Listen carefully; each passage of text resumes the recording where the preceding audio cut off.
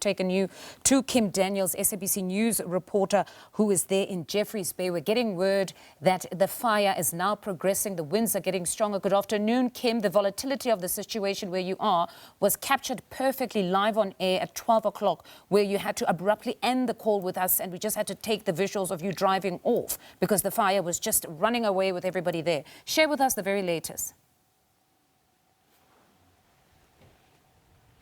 Yeah, good afternoon. As you can see on the shot now, we're on a farm in the Kabeljous Valley area. It's called the Miele Farm, owned by the Dupreas. As you can see, there's a home here. This is their homestead where they live, and literally right behind them, the fire is just getting closer and closer.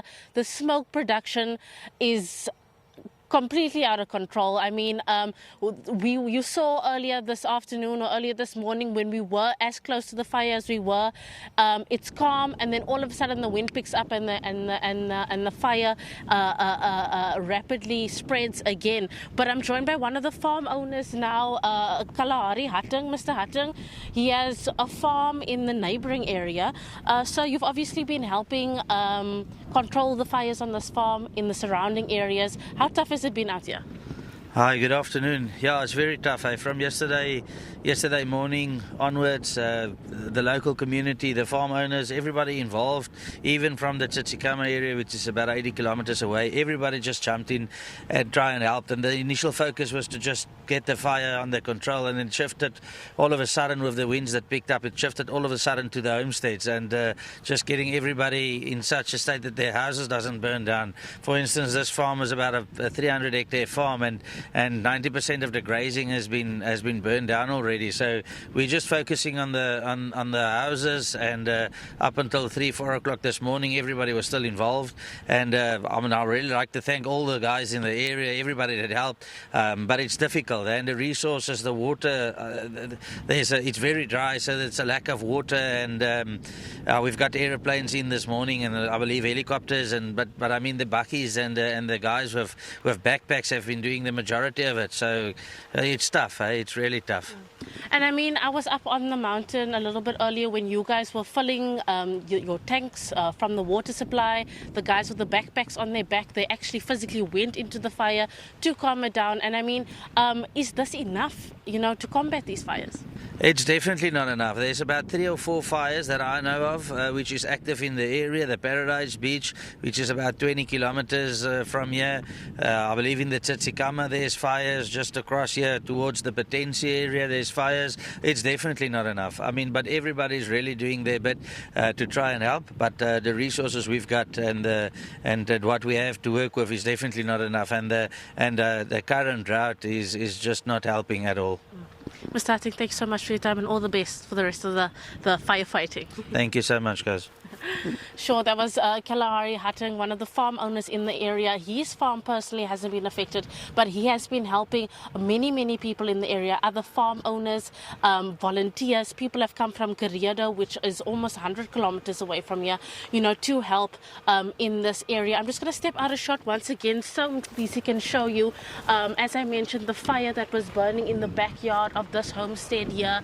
As Mr. Hatting mentioned as well, that there are fires all over this Kouga municipality area, and it is very hard to contain, especially with the sporadic winds. It dies down, it picks up again. They think they have it under control, and then it just sparks up again. And I just want to ask Mr. BC just to shift the camera to show you where we were standing. It is very smoky right now, but just to give the viewers at home perspective of where we were earlier today, and I can see the fires now for myself burning there through the smoke.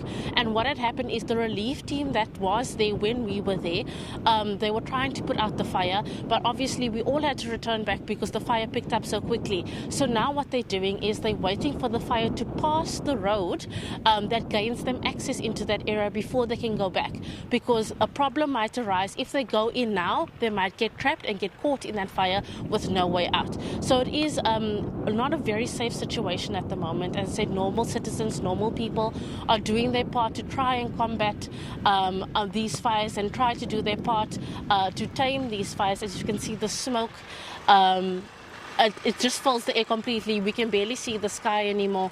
And as Mr. Hutton mentioned, that 90% of the grazing of this farm, and this being a stud farm, they farm with cows, has been destroyed. So it is quite sad for these farm owners. Luckily, so far, none of these residential homes, have been affected, unlike at the Krom River, closer to the St. Francis Bayside, where some farms were affected, some farming homes, some of their cattle, some of their fodder were affected. So it is quite problematic here in this area right now, but speaking to the Kouga municipality, they are quite optimistic going forward. The wind has died down substantially, but as I said, it's sporadic and unpredictable.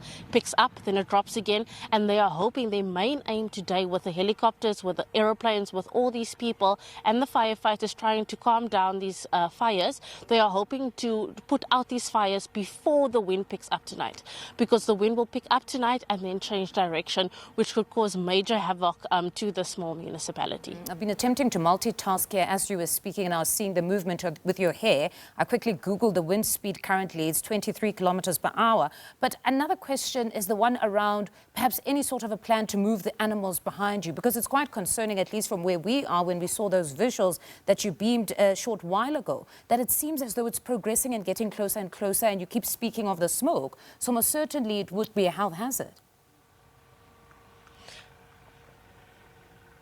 Yeah, it is quite scary. I mean, when we were driving up this mountain earlier today, or 2 hours ago or so, we saw some of the wildlife literally run for their lives, because they obviously feel the danger, they feel the heat, they are uncertain of what's going on. And I've seen some of the farm owners gather together their cattle. There were some cattle on that mountain as well that this specific farm owner went to go fetch and brought them closer to home, away from these fires. But I mean, as you can see here behind me, the fires does seem to be getting closer. Yeah. We see there are mules here as well.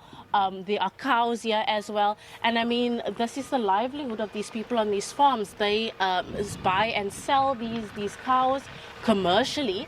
And if they lose that, essentially they'll lose their income. So it's quite difficult at this stage. I'm not sure if the viewers at home can see some of the volunteers are out there with buckies, some on foot, some are in their buckies, just trying to extinguish the fire, trying to stop the fire before it comes to the home. Yeah, so it is quite a scary situation. We even spoke earlier to some of the ladies and families that were evacuated from this area. Most of them farm workers living on these lands, saying how scary it was yesterday while they were working. The smoke in volumes. They were very worried for their children, so they felt it was better and safer for them, to leave the area and go to the community halls that were allocated to them to ensure their safety and the safety of their families. Kim, we'll touch base with you as the story progresses. That's SABC News reporter Kim Daniels out in Jeffreys Bay for us, monitoring the wildfires there.